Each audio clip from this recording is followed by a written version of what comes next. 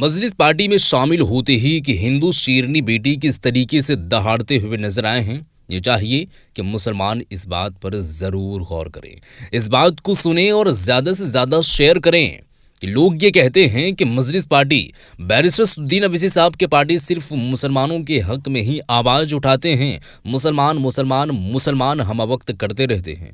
तो ये कि हिंदू जिनका नाम है कृति दीपक डोंगरे, ये जो है वो उत्तर नागपुर से AIMIM के जो है वो उम्मीदवार है दोस्तों, और यहाँ पर जो है वो महिला उम्मीदवार को अपने आप में जो है वो लेते हुए आवाज़ उस लेवल के उठाने की कोशिश किए हैं जिस पर जो है वो गौर करना बहुत ज़्यादा ज़रूरी हो जाता है। अब मैं इनका वीडियो दिखाने वाला हूं दोस्तों कि ये क्या बात किए हैं। उसके बाद इस वीडियो को देखने के बाद अपना राय भी ज़रूर दीजिएगा और इस वीडियो को ज़्यादा से ज़्यादा शेयर कर दीजिएगा। अब देखिए दोस्तों, विधानसभा चुनाव का माहौल है मुंबई महाराष्ट्र के अंदर में भी और झारखंड के अंदर में भी। दोस्तों, मुंबई महाराष्ट्र के अंदर में इस तरीके से जो है वो पॉलिटिकली खेल खेला जा रहा है वो आप लोगों को अच्छे तरीके से मालूम है।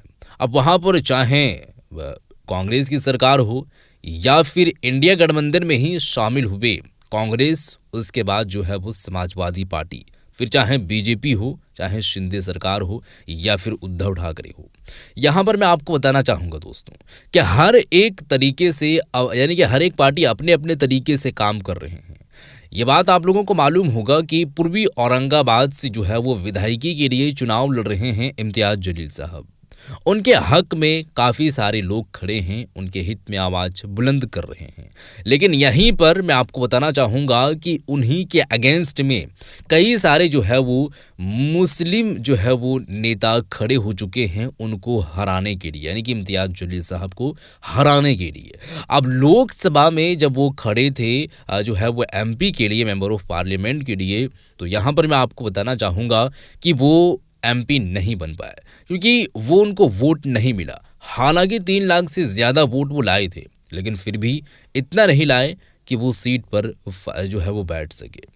तो खैर दोस्तों, यहाँ पर अपने ही आप जो है वो समझने की कोशिश नहीं कर रहे हैं और उनको डुबोने की कोशिश कर रहे हैं और कोई लीडर वहाँ पर ना हो।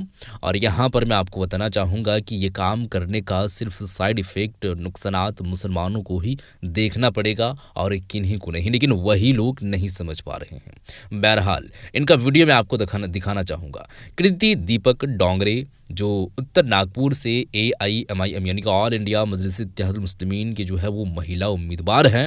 अब वो क्या आवाज़ को उठाए हैं, वो क्या किए हैं और क्या कह रहे हैं, मैं आपको जो है वो सुनाने वाला हूँ। आप इस वीडियो को सबसे पहले देखें, उसके बाद आगे की हम बात करेंगे। आप सबसे पहले ये वीडियो पर नजर डालें। और जहाँ जहाँ जिसके लिए अन्याय होता है, फिर वो चाहे सुरेश हो या सलीम हो, उनका काम है कि वो जस्टिस के लिए आवाज़ उठाए। और इतिहास में अगर आप पन्ने पलट के देखिए, उनको संसद रत्न क्यों दिया गया है। सबसे पहले तो मैं ये बता देती हूँ कि हर पार्टी का अपना एक नाम होता है, सही है।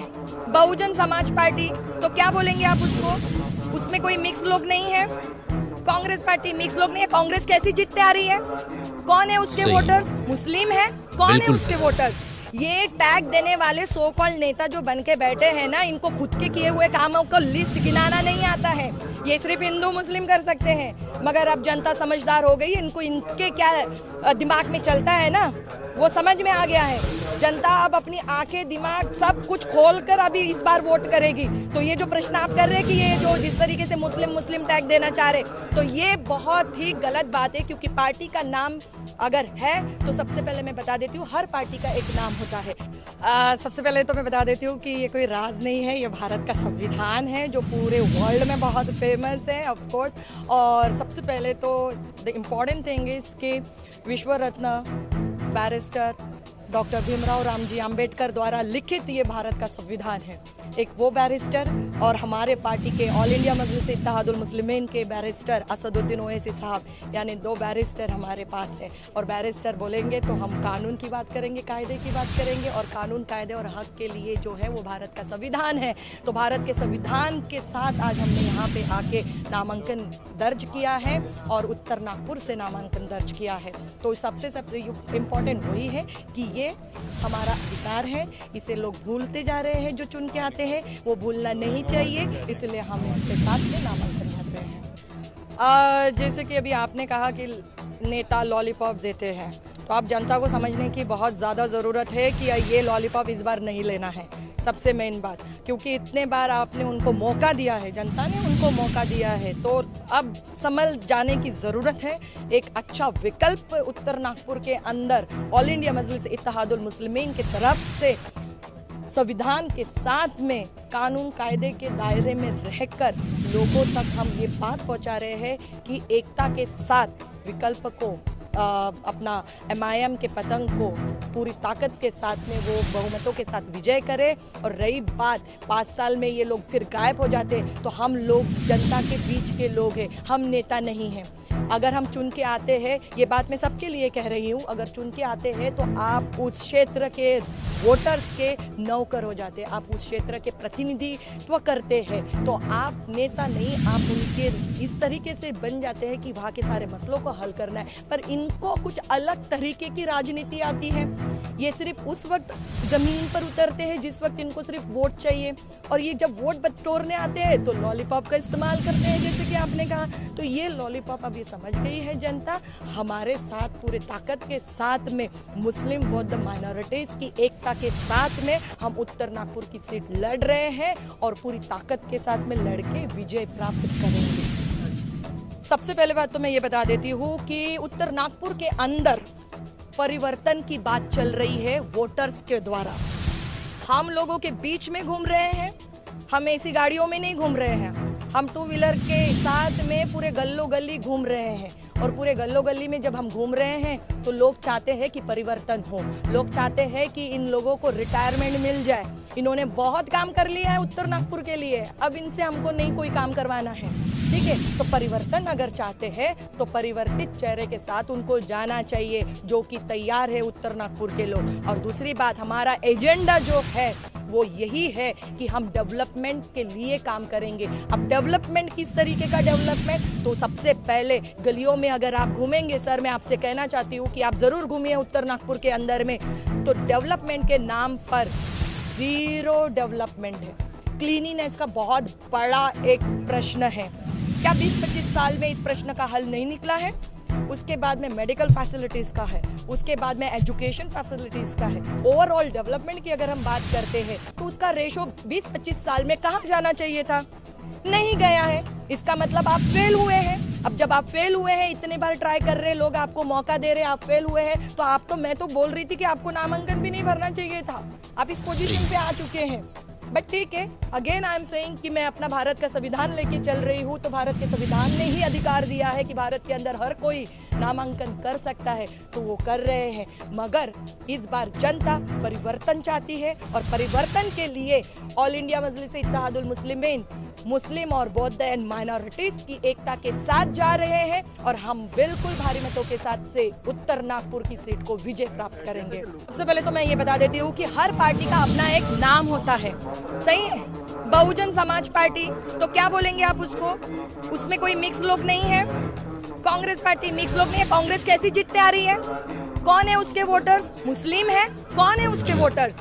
ये टैग देने वाले सो कॉल्ड नेता जो बन के बैठे हैं ना, इनको खुद के किए हुए कामों को लिस्ट गिनाना नहीं आता है।